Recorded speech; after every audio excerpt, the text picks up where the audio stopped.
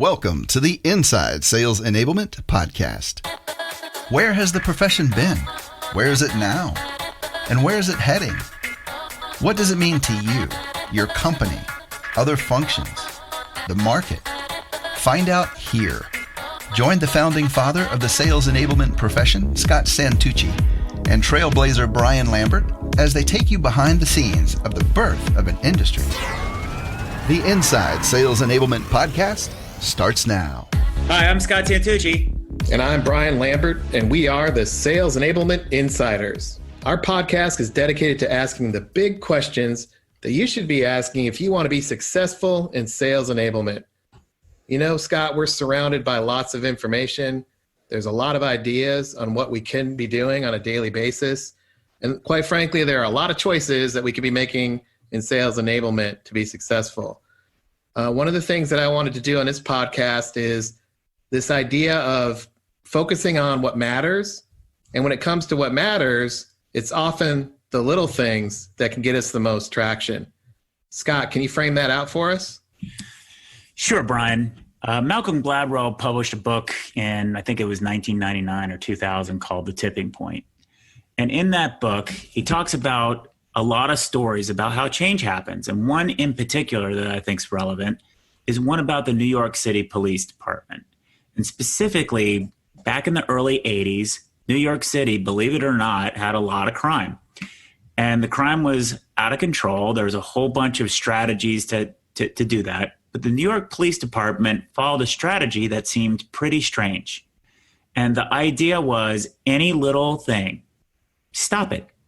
So for example, when they saw somebody drunk on the street, they didn't give them a warning. They put them up and they detained them. When any graffiti went up on the subways, they cleaned it off immediately. And just by doing these very little things, guess what happened? Crime in New York City declined 60 some odd %. And that's a dramatic change. And that strategy became adopted throughout the country as we saw a massive decrease in crime across the United States. As usual, Scott, that's a great story. But what does that have to do with sales enablement? Obviously, we're not going to be arresting people. What are you talking about? Well, I like these framing conversations to help us think a little bit differently. But really what it matters and what we're talking about here is how little things make a big difference. And that where many of us are as sales enablement professionals is the inbox seems like it's killing us. Right. And we're overloaded by all these different activities. And is it really moving the needle? And how do we actually start figuring out where to focus on the small and the few?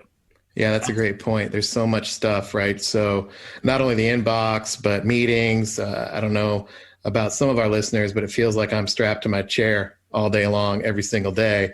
And the idea of any white space or working through anything is just tough because I'm always responding or fighting a fire or handling some sort of issue. Or, if you have a staff, you've got people, right? Vacations, somebody out sick, somebody got hurt, et cetera. So, there's so many things that we can be doing. The question that you're posing, which I love, is, what should we be doing? Yes. That's a great question. And if you don't know me, I'm a big fan of using math. I'm very mathematical in the way that I think. And this is really what we're leveraging here is the 80-20 rule. And, since this is inside sales enablement, the 80-20 rule is a principle developed by an Italian mathematician, really observing that 20% of the choices led to 80% of the outcomes. And this phenomenon has come up over and over and over again. So in studying that mathematical principle or the statistical principle, and while we're at Forrester, when we had a whole bunch of different data points, one of the things that I did is applied that, and I tried to look for different patterns and for simplicity. And really what we ended up coming up with were reduced down sales. No matter what kind of sales that you're doing, whether you're inside sales, whether you're strategic account sales, whether you're a geographic salesperson, a vertical salesperson, no matter what it is that you're selling, there are only 5 universal objectives you must meet. Only 5. Yeah, and that's great. So I'm sure we're going to go through these 5, but let's pause before we do it. What's the difference between objectives, as you're defining it here, and the concept of activities or actions or quote unquote priorities? That's a great question. For me, it's pretty simple.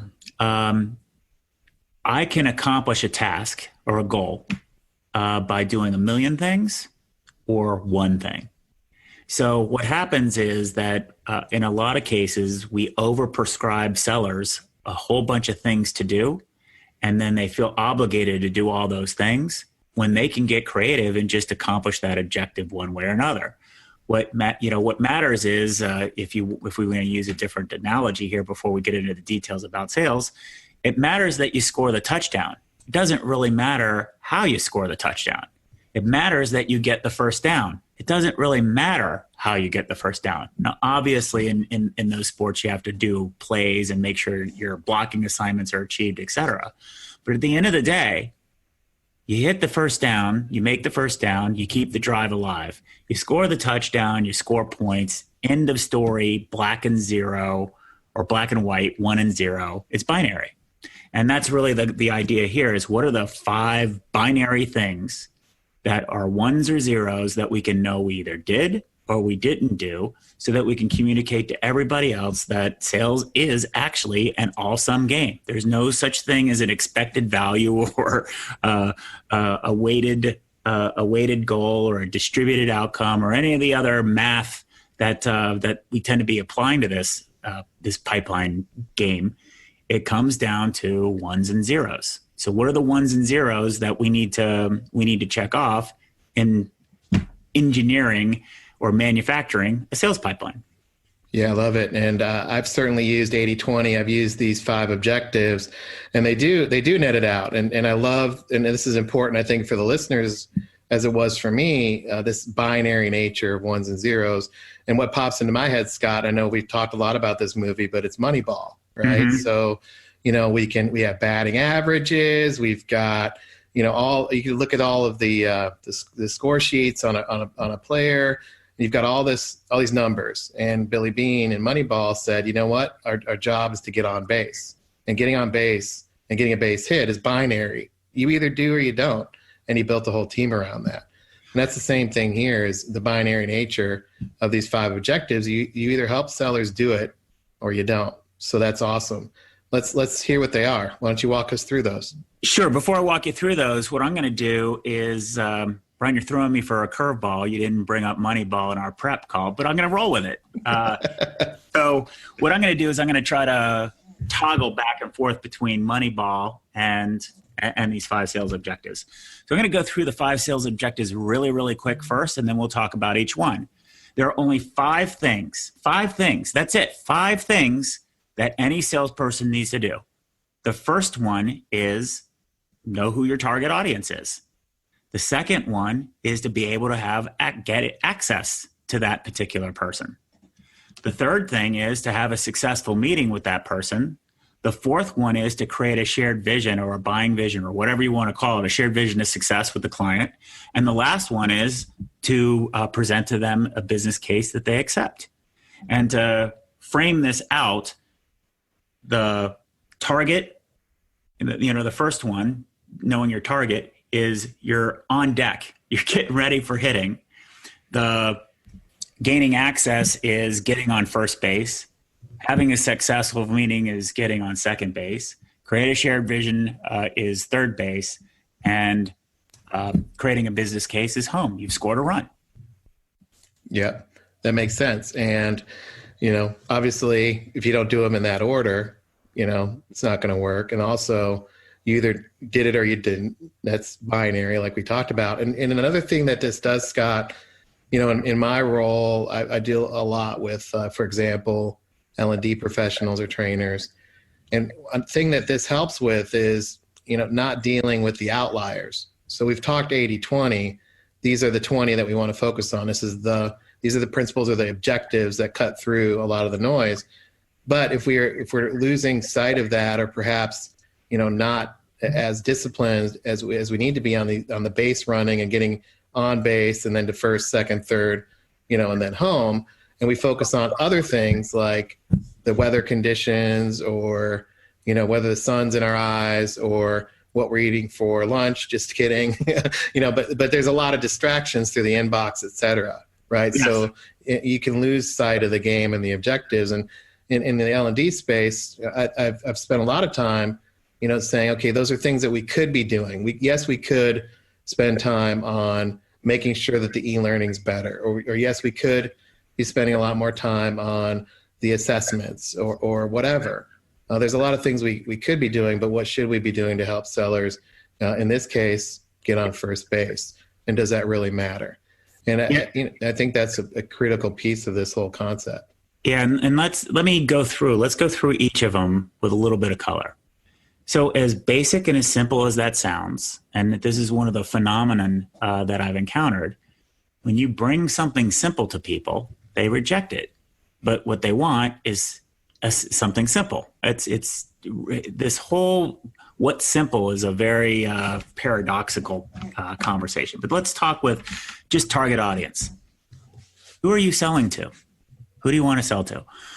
In most cases, I get an answer like, well, we want to sell to large enterprise companies or to the mid-market. And when I ask more specifically, like, who is the wallet owner that you're targeting? Who is your primary stakeholder? Very few companies can actually answer that question. And so right from the get-go, we're not really focused on people. We're focused on sort of generalities. Yeah. And then also because, this is our on deck piece, right? So, I oftentimes get at first we try to go to this role, but then we need to be in a different role. And they start talking about, a bunch of people instead of the specific entry point into the account or the specific wallet owner that should be maybe talked to first. Right. And it's the entry point would be the gaining access point, right? And the goal here is really to say, who is our ideal stakeholder that we want to be communicating to? It's unlikely that every seller all the time is going to get access to that person.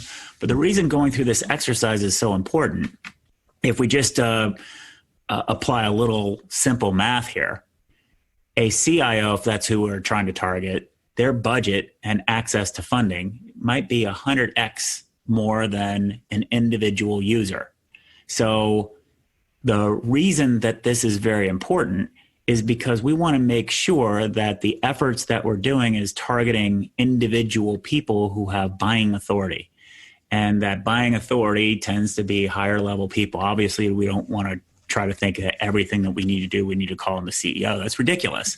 But that's why actually really spending the time to figure out who your target is incredibly important. In most cases, companies that I've worked with, very large, well-known, smart individuals don't have that information, or they don't have that agreement on who they're targeting. So that creates a lot of problems for problem number 2, which is, okay, now that we're at bat, we want to get access to somebody. So in the gaining access to that somebody, let's think about the workflow of a regular salesperson. They have a whole key of different leads that they're given. In many cases, we've always heard that salespeople don't follow up on leads. I myself, when I was a salesperson, chose to not follow up on the leads I was given for marketing because the level that they were at were so far low level. I'd be restricted to people who maybe had a $20,000 budget, and I was trying to sell with people with lots, with adult money, or B, it was going to make me start a campaign way low, and then the work that I'd have to do to navigate all the different stakeholders up to the person who can make a decision was making the job of me selling much more difficult.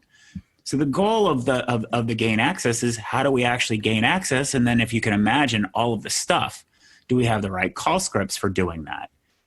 As a salesperson, I'd love to role play out with other sellers, like techniques done on prospecting for it. How do we do that if we're not clear on who it is that we're targeting in terms of the demand generation or the handoffs or the content or the collateral or all of the different activities?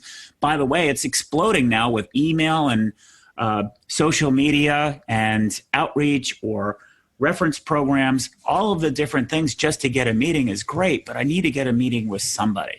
So that's all of the activities. And to your point about being distracted, there's a lot of distractions just getting on first base.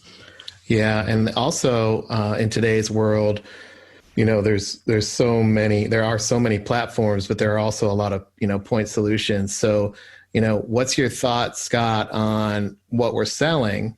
The solutions that we're selling or the product that we're selling as it relates to getting access, right? Because depending on where and who the sellers are going after, for example, CIOs may not care to engage in a conversation about something that's super tactical. So, they're going to ignore you. The way that I think about this simply 80-20 rule. So this will happen 80% of the time. Of course, somebody listening here is going to be able to find an exception, but let's concentrate on the rule, not the outlier. If you think about it this way, if you're prospecting, you should probably never talk about your products. If you have inbound stuff going on and they're bringing up products, well, then it's okay to talk about products. It's kind of that easy. Yeah, makes sense. So then it becomes, that challenge that you're talking to that person about needs to be about the challenges that they're having, not necessarily your products.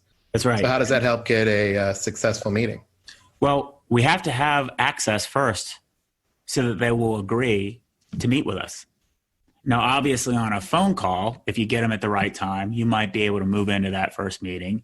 But realistically, you're probably going to want to set that up and schedule it out. So in the first access, you framed out a particular issue. Now we're having our first meeting. And I don't know about you. I remember myself as a seller. I don't know if anybody else who's listening to this has carried a bag or have heard this from anybody who's carried a bag. You go into a meeting and you walk out and you think, dang it, I wish I would have just brought up X, Y, and Z. And that goes into the preparation. So really the goal of base 2, back to your Moneyball analogy, Brian, in a successful meeting, it's let's already have an idea of the common business objectives that they've got and map different ways that we can initiate or help them explore it.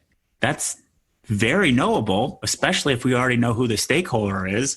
We shouldn't put all that burden on our reps, and we sure as heck shouldn't try to do that all in a pitch deck, because a pitch deck is the biggest red flag to an adult money wallet owner to say, I'm not going to spend time with this particular individual because they're not going to be able to help me solve my problem. They're just going to be able to regurgitate some really slick materials. Right. And in the idea of a successful meeting, sellers today can probably make the assumption that there are more people involved than this one buyer, that there's probably a network of folks. So, if you're in a PowerPoint mode, you won't be able to tailor, because when you walk into the meeting, you actually may have multiple.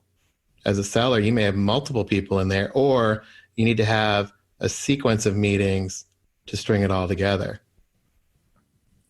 Yes, that's probably true. I think that if we think about sort of that first meeting, the sequence of events, meetings are going to happen over time. So let's put it this way. Let's say that we've engaged with a chief marketing officer, and she's liked what we had to say, but she wants to include other people to decide whether or not to explore our opportunity further. So yes, we've gotten some access. We're now establishing more buy-in for peers. This is fantastic news, but we still haven't accomplished the objective. And the 1 or 0 is that they agree to explore further. And I'm a big fan of, I love the concept of always be closing, but it's not close for the contract. It's just close for the next step, which is another integral point behind these objectives. And that leads you to third base, if you will, which is this idea of creating, kind of a shared momentum, right, by multiple people through a series of meetings. Is that right? it may be a series of meetings. It may be one meeting. It really doesn't matter. What really matters is the concept that we've shared at second base, the successful meeting. Hi, I'm Scott Santucci. I'm with Company X. We're here. We have this idea, this insight for you, this commercial insight for you about making your business better. That particular individual says, "Oh, that's pretty interesting," but that stakeholder that we've communicated to is unlikely, especially if we're engaging at the executive sponsor level. They're unlikely to actually carry it on forward. So we're going to have to create buy-in from a bunch of different people. And the bigger the opportunity and the more stakeholders involved, the more buy-in that we're going to have. So during these two bases, what we're going to be doing is listening and crafting a solution in collaboration with our customers. So we get to third base. The issue is, okay, our idea for how to help you achieve this commercial insight or this idea or this outcome or this solution, here's what it looks like. And we have to get them to say, yes, that is also what it looks like for us. We agree that what you've laid out will help us solve our problem. Once we've done that, guess what? We're cleared. We're cleared at third base and we're ready to go home.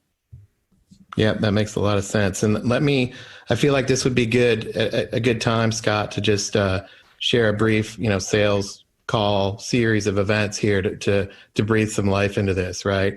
So we're talking about these objectives. I once, and I guess it was, 5 years ago, I was trying to sell as a consultant, and, a company called us up and said, hey, we're going to ask our sellers to sell higher. It was during the whole we need our sellers to sell higher phase of the market. So, met with them. I did what you said. Who's your target audience, or who are you trying to sell to? And they said purchasing. So immediately that was a bit of a red flag. And I said, what is selling higher looking like in purchasing? Well, we don't want to go there. We want to go over to marketing. I was like, well, that's interesting. And these guys sold, like water bottles, so the bottle and the lid, right? So they sold that. Then they sold like dishwasher bottles and the twist on lid. And they're basically a servicing company that worked with manufacturers in China. So, okay, so you guys want to get out of purchasing to marketing. So how are you going to get access, quote unquote, to marketing? Well, who specifically? They didn't know. So we focused on that. Then, through their capabilities, what does a successful meeting look like? And there was only one salesperson who could actually meet with marketing, because the sellers to this point had pretty much gotten into purchasing mode, and they would talk about a half cents, difference in price, and that's where they would compete on price. But there was one person who could sell, quote unquote, get a meeting with marketing, and that person sold completely differently. A successful meeting there was talking about the vision of the water bottles or the, dishwashing detergents, et cetera. And they spent a lot of time talking to marketers about what this new product might be. And I said, hang on a second, new product, what are you talking about? Well, the idea of a successful meeting using these objectives was talking about, a new product. And I said, well, this is interesting, because you're talking about selling bottles and lids. Now you're talking about helping a company bring a product to market. And those are two completely different things. So the long story short is, the company wasn't sure what its objectives were. They knew that they needed to shift their strategy. There was one person who could have a successful meeting, and they didn't know what it was. And the bottom line, that person was selling not a half cents off, 20,000 or 200,000 bottles. They were selling this idea of, using us, we're going to help you bring your product to market. Mm-hmm. That's radically different. So the idea of number 4, your objective 4, this sequence of meetings to create a buying vision, in that space is completely different. And the company wasn't equipped for that type of dialogue. How do you, as a bottle and lid company, help marketers bring products to market? And that was a tough shift, but they figured that out, and we helped them, et cetera. And I think that's an example that pops into my head of the idea of objectives and staying focused on objectives versus all the other things, especially in a shifting sales pattern or different sales strategy. This concept of quote unquote go sell higher. What does that really mean? And there's a lot of nuance and more importantly, there's a lot of detail there that can be easily missed. That's right. One thing that now we're ready to go home and go to home plate. Home plate is the business case. Business case, you might want to call it. It might be the final proposal. Ultimately, what you need to be able to do is provide a short little summary of all the different bases and pull it together and say, here are the economics going forward. And if you've done a great job on the vision case, you're going to be able to defend your pricing position. You're going to probably expect that they'll shop that deal out a little bit. Maybe not if you've included enough stakeholders and it was very, very, very confusing. You've been the one that got them all together in the first place. But it's likely you're also the category leader. So you're just going to get compared probably just to make sure that your pricing isn't insanely out of whack. So you're in the command position, act like it. So one thing that I found is there were very few clients that we work with at Forrester, and then since I've left, that think this way. The ones that do, their win rates are over 70%. That's the ones that say, okay, we're in the command position, so let's act like it. No, I mean having this discipline of following these objectives. Oh, the discipline of the objective. I got you. Yeah, Right. because along the way, everybody's focused. Everybody's playing the same game, so to speak. Back to our analogy, and the simplification here of the binary nature of each. We know where we're at, and we know what adjustments we need to make. So we both know, remember our friend Dave at the marketing data company. Right. Their company was so, I would say, bought in, and even up to the CEO of following this plan, that their growth conversation every year was, how many new clients will we allow to work with us? Right. That was their orientation. Right. And I remember that. Yeah. And it was so radical for me to go, okay, well, these guys, they would go in and say, here's the outcomes we would drive and here's how much it would cost. And based on those outcomes, and the pricing structure, here's what they can deliver. So that means we can take X clients this year and be able to deliver it. It's amazing. Yeah, that's right. And so at each step along the way, I'd work with Dave on each individual part. What's the optimum thing that we need to do to drive those results?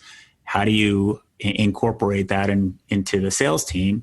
How do you incorporate that to all the different people who interact with the sales team? How do we make sure that all of our deliverable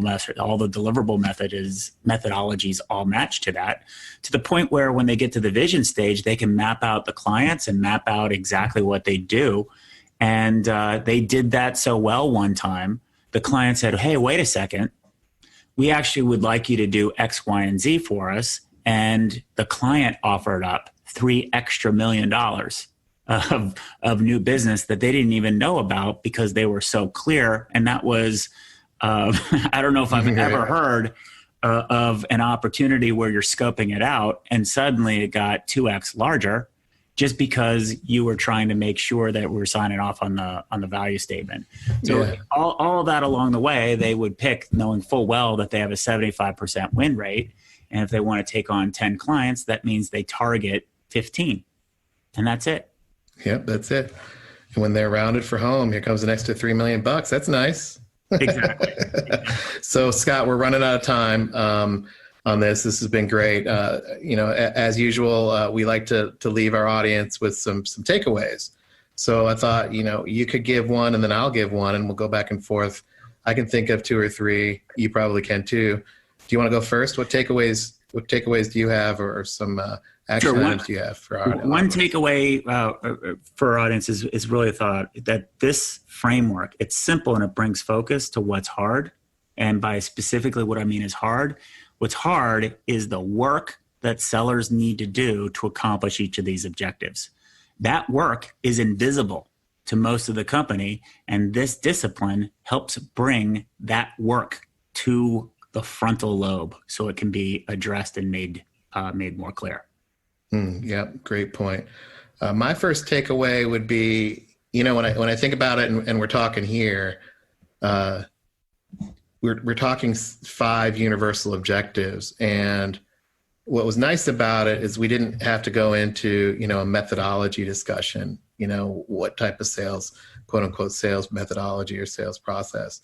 It kind of clicks up or rises above all that, but that it doesn't matter what the methodology is, which are the actions that the sellers would take, because these objectives are universal. That's a great focal point, as we've been discussing, regardless of the methodology at play. Well, I'm glad you brought up the methodology point. What's interesting is when I've talked about these 5 sales objectives, I've talked about them with heads of private equity companies, CEOs, CFOs. I've talked about it with chief marketing officers. All of them are elated. And wow, that makes a lot of sense. That's so much more clear.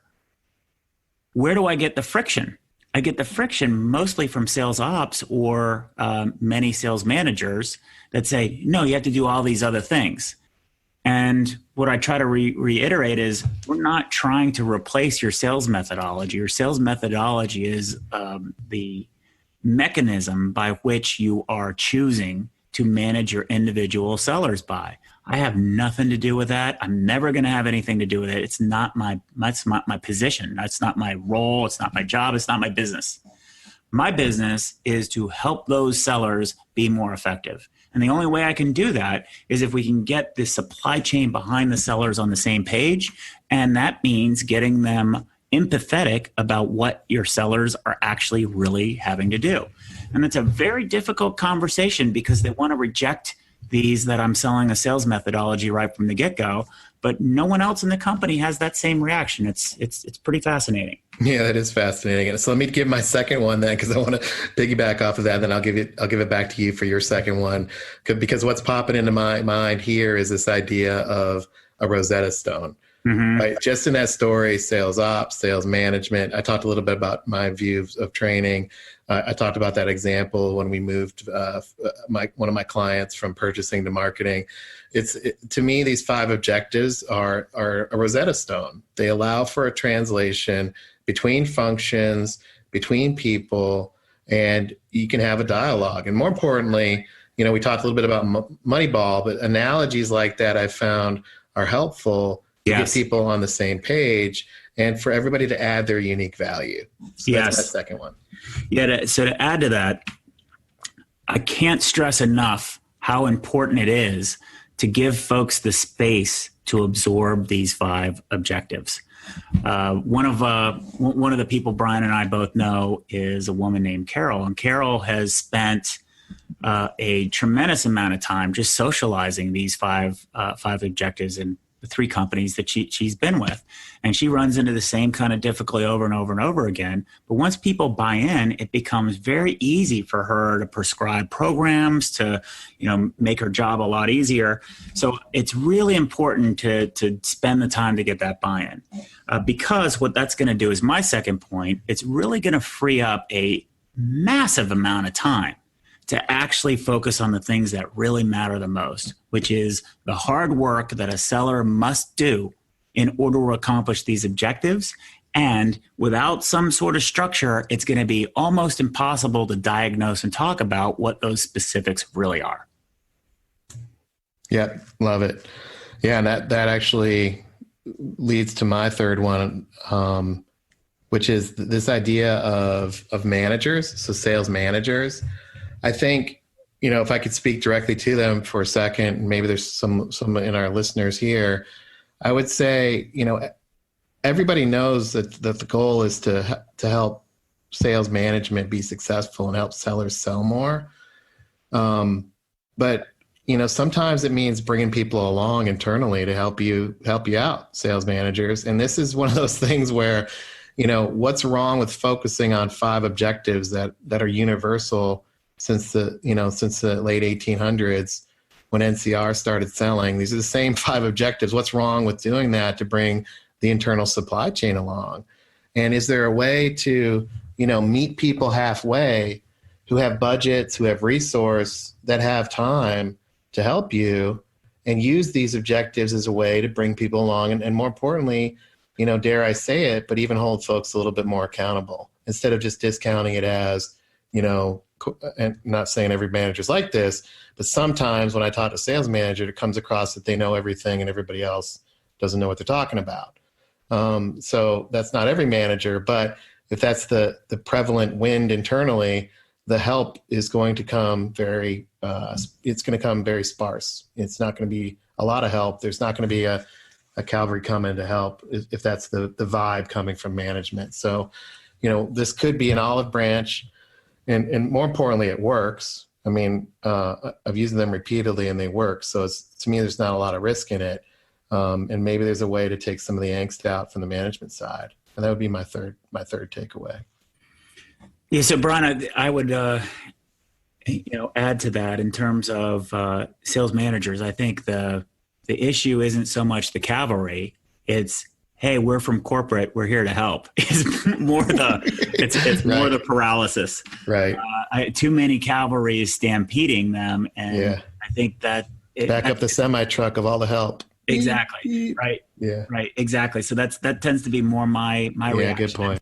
I definitely can empathize with the level of frustration because all of this help is what we like to call random acts of sales enablement.